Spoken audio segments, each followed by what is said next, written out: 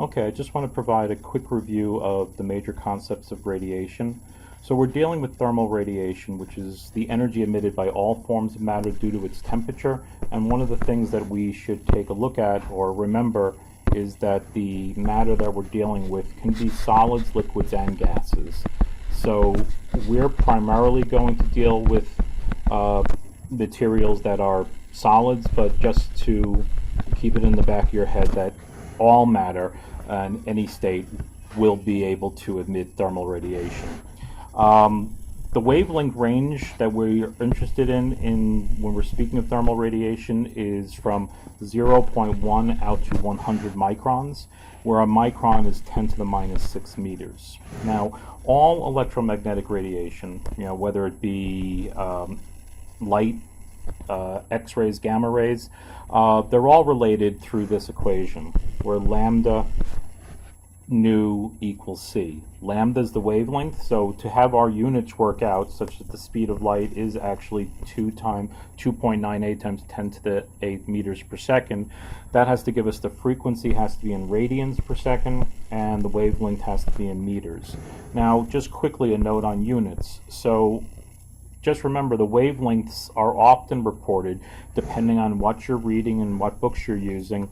The wavelengths are sometimes given in microns, which are 10 to the minus 6th, nanometers, which would be 10 to the minus 9th, or angstroms, less commonly used these days, but still you'll see it at 10 to the minus 10.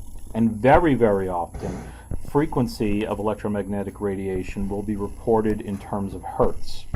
Now, probably from Physics 1 or Physics 3, you remember that a hertz is a cycle per second. So just quickly, here's your graphic. When we were referring to one cycle, we're saying that the electromagnetic wave goes through one full waveform. So full amplitude to where it repeats. So when we're doing this, one cycle equals 2 pi. So for instance, if you have a 60 hertz signal, it's 60 cycles per second, and then it's 2 pi radians per cycle. So a 60 hertz signal is also 120 pi radians per second. Just that's a quick reminder for you folks. Okay, so now visible radiation is the radiation that the eye can detect, and this is typically between our violets at 0.4 microns and out to, I'm not sure if it's dark red or light red, I forget how you're actually specifying it, but around 0.7 microns is the range of our visible light. Now, thermal radiation is characterized by a wavelength spectrum, so it's not just at 0.4 microns, right? So anything that's going to be emitted is going to be over some spectrum, some band. And as we said in class, this was done theoretically by Max Planck back in the 1920s, and what we're basically saying here with that theory is that the energy of thermal emission is electromagnetic radiation, and it's quantized. So it says that the energy has to be at least h times nu, where h is Planck's constant. Now what this means is that the wavelength is not quantized. So even though at any given frequency you can only have it in discrete photons, right? But you can just change the wavelength very, very small amounts, and now you have a whole new range of energies that you can fill in the gap. So we do have a continuous band of energy, but it requires a wavelength distribution to distribute all that energy. So to provide the theoretical description of energy that's emitted, we normally go back to say, all right, we have to have a body, something that we can assume to be our emitter, and this is referred to as a black body. Now, one of the things that it's interesting to note is that, or let me just put it this way, the black body is a useful fiction, right? And we have other useful fictions that we utilize, sorry about that, in our work as we've developed different things. So we have a frictionless surface, we have the infinite flat plate, we talk about perfect gases. So these are all interesting fictions that we will talk about, and the black body is just one more of these.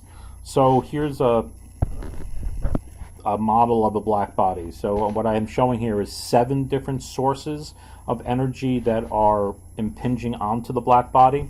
So what this is going to look like is that, let's zoom in on just on one of these. So we have an energy spectrum. So this is the amount of energy that's given per wavelength, and I've just made up a couple of fictitious ones.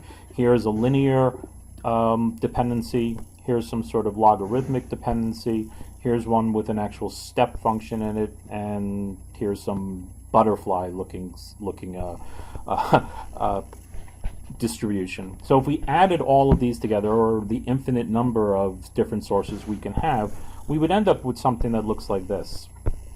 So there is the amount of energy that's incident. So we're going to refer to this as irradiation in a little bit, on the black body due to all external surfaces. So we're basically saying that, and then I'm just looking at the thermal spectrum here, but of course electromagnetic radiation can be all the way across, from down to gamma rays all the way up through radio waves. But what we're basically saying is that there'll be some sort of distribution of energy, where you'll have more energy at certain wavelengths and less energy at other wavelengths, but more or less it'll be some sort of continuous distribution.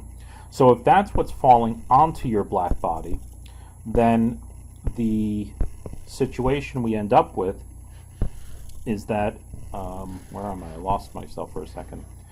That we find out that our black body or our other bodies, they can all do something when the energy is falling on them. So what I have over here is for a real body, when it interacts with thermal radiation, it has 3 choices. It can absorb some, it can reflect some, it can transmit some, but all of these are going to have to equal out to 100%. So if you look at it this way, the amount of energy that's incident onto a body is going to has to be equal to the absorbed amount, the reflected amount, the transmitted amount. So if we then use alpha, rho, and tau as being our fractions, we'll find out that alpha, rho, and tau unexpectedly, or not unexpectedly, has to equal 1. So we're starting out with this one. And then what we're going to do is we're going to assume for our purposes that tau is always going to be equal to 0. We're going to assume an opaque body. Okay, so what we're essentially saying here now is that by definition, a black body is going to absorb all of the incident radiation. And like, again, I just want to point out, this is just like I'm saying that a smooth surface has 0 static and 0 kinetic friction coefficients. So it's a fiction, but it's a useful fiction. So in this particular case, we're saying that alpha equals 1. So complete absorption, no reflection, and no transmission.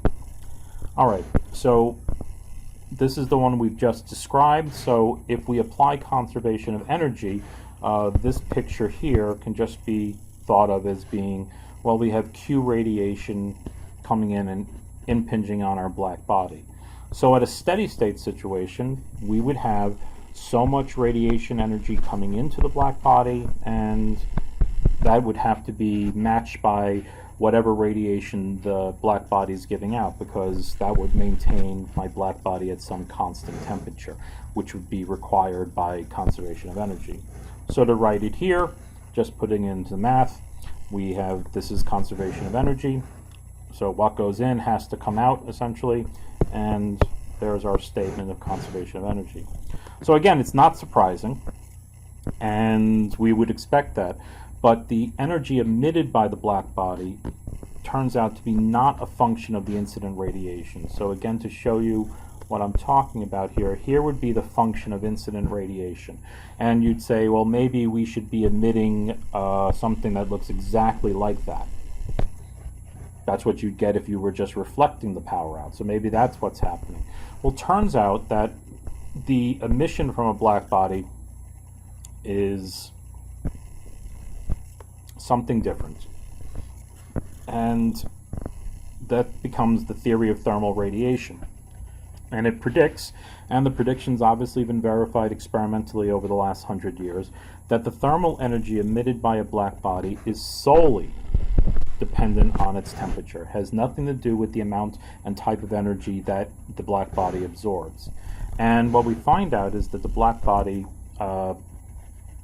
energy distribution follows what would be referred to as the Planck distribution, or in this case, the spectral, what do they call it? The spectral black body emissive power. So this is out of our text. And you see that there's a couple things to note, that as the wavelength gets less, the relative amount of energy that's being put out is increasing. The location of the maximums follows this straight line. And so each one of these has, at every temperature, you have a different spectral distribution. So in a more advanced text, we could talk about how we would integrate these curves, which is being shown here, and we find out that we end up with the energy of a black body being equal to sigma t to the fourth, where sigma is the Stefan-Boltzmann constant.